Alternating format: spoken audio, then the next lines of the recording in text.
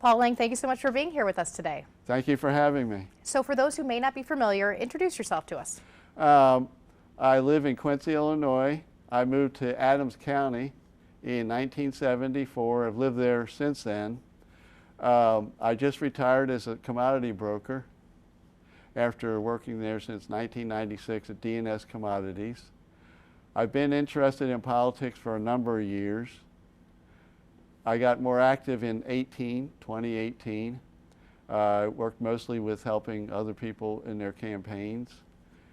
When I saw the new district got drawn up, I knew we might have trouble getting a candidate to run, so I decided to run. So I decided to retire a little early so I could run full-time. What is concerning to you about the political climate right now? Why do you want to run for this seat? Well, I have three main points. The first one has to do with basic democracy. After January 6, 2021, I became a little concerned about moving forward with our country as a whole. And so I've decided, well, you got to watch this closely.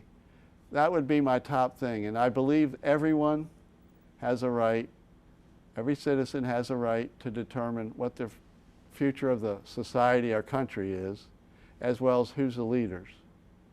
And on January 6, 2021, a group of people said, no, we don't believe in that. I support things like the John Lewis Voting Rights Act. Then this past June, the Supreme Court said they took Roe versus Wade and overturned it after 50 years or so. I ran for state representative back in 1994 and 96, and the question I was most asked was about abortion. And then I would answer, I believe a woman has a choice. It should be her choice as to whether or not to continue with the pregnancy.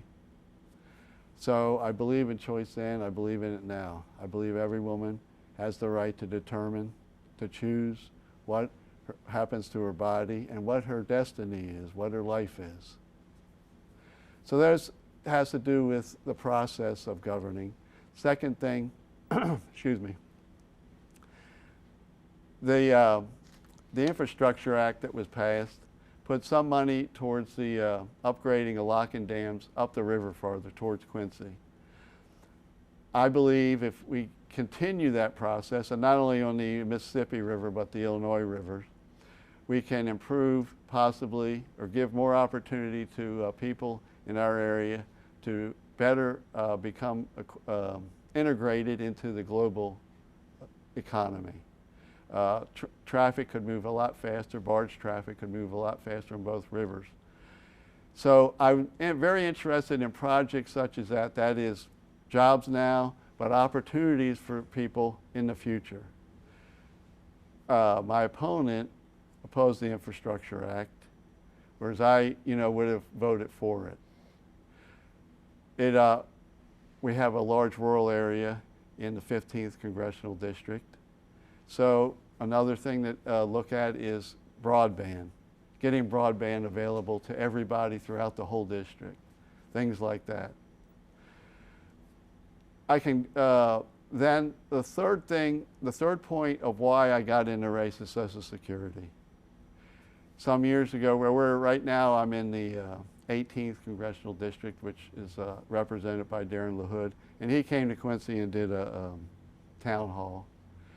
And he talked about, well, we might have to cut this and cut that. And then recently, the trustees of the Social Security Trust Fund have said it will be depleted by around 2034, which means unless something's done, benefits would have to be cut. So let's say you're getting $1,000 now, you might only get $600 then if nothing's done. The Republicans have talked, two senators specifically, Scott from Florida and Johnson from Wisconsin, of eliminating it, possibly Social Security, changing it to something altogether different. A lot of Republicans talk about privatizing it, raising eligibility ages, and also possibly just cutting benefits. I'm against all those things. I think we can build the trust fund, make it secure by taking the cap on the payroll tax and either raising it from where its present level, which is $147,000, raising it, or reapplying it at a higher level, let's say $350,000. That would bring in enough money to secure the fund. I'm against raising eligibility ages because I know a number of people who have worked extremely hard in their life and their body cannot take much more. As far as benefits, I had a woman I encountered in Mercer County, which is up towards Rock Island. And right now she's living on Social Security. And at the end of a period, she has to decide, do I eat or do I take my medicine? So I think we can do better. So those are the three reasons. And you touch on some important issues, sticking kind of with the economy. Obviously, you know, for anybody, groceries, certain things have gone up in price, quite a few things. If you were elected, what could you do right now, immediately, to help ease that burden for people? Well, we could, as far as food, we could supplement food stamps or something like that. But some of the problems with inflation are they just didn't come along all of a sudden. So it's going to take a while to completely iron it out. One thing that has caused inflation, it's not talked about much, is climate change. A few years back, we had a very bad fire season out west, and then if I remember correctly, a hurricane came up and knocked quite a few trees down the south down. So that caused lumber prices to, it contributed to when they skyrocketed a couple of years ago, which then caused the price of housing to go up and things like that. So for people who say it's President Biden or the Democrats that are causing this inflation, what would you say to them? That's not correct. There might be some program added a little, but you know, you can look at some of the policies that President Trump had too that contributed to it.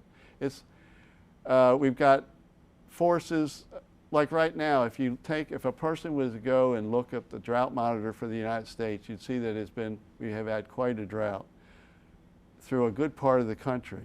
Well, that's caused food prices to come up. It's the cattlemen are having to liquidate their herds, which means down the road especially, the price of beef may be going higher. So you have a number of factors. Also, you could look at Ukraine and Russia, that situation, as far as our petroleum issues. If elected, would you vote to codify Roe v. Wade? Yes. Yes. I would rely on people that have written, but yes, I believe that's what needs to happen. So that I would agree to do that. Access to weapons. You know, some people concerned about school shootings or, you know, gun violence in the St. Louis region, wherever it might be. Would you look to restrict access to weapons? Well, my gun policy at the moment is I wouldn't take anybody's weapons away. But I do think we should restrict people under 21 being able to buy assault weapons. I think they haven't matured, in some cases anyway, they haven't matured enough to be able to handle a weapon like that. Think about car licenses. We don't let somebody at 12 years old just, well, here's your car license, go out and start driving. We want them to see mature, and in Illinois the process is taking on a little bit more regulation so that people don't just get in a car and, you know, they're dead the next thing you know. Your opponent has been endorsed by the former President Trump and certainly has expressed conservative values. How do you speak to voters then who see the D next to your name and say, absolutely not, I'm still voting Republican? I think they're going to have to look at what's happening and what happened under President Trump. The trade deficit didn't go down. The infrastructure bill that they promised when he was president and they controlled the House and Senate didn't get passed. I would say to them that I'm a person who is not liberal in the far sense, but I do listen to ideas that are liberal, but I also listen to ideas that a conservative has. I was a commodity broker since '96, and most of my customers were Republicans. So I listened to what they had to say, and I will listen to what Republicans, conservatives, whatever, liberals have to say. I will listen to everybody. What do you want people to know about your opponent, Mary Miller? Well, in basic terms, she believes in government of Trump, by Trump, and for Trump. Myself, I believe in government of the people, by the people, and for the people, as laid out by Abraham Lincoln in the Gettysburg Address. To me, that's how you could, I define her basically now. I don't know what her policies are. I know she votes no a lot of times. That's it. Anything else you would like voters to know about you? Well, this afternoon we're going to Jersey County, and that will be the 35th of 35 counties that we have stopped and talked with people. So I feel good about that. I've had the help of a lot of people doing that. And I would tell them that I will listen and that they have an ear with me, and that I will visit every county at least once a year if you elect me. And I will try to work to make the district better for them and their future generations. Right, November 8th, right? Come out and vote. Yes. Now in Illinois, I don't know about Missouri, but in Illinois we already have early voting, and people can also mail in their ballots already too. Just make that vote heard. Yes. All right. Paul Lange, thank you so much for your time today. Really appreciate it. Thank you for having me.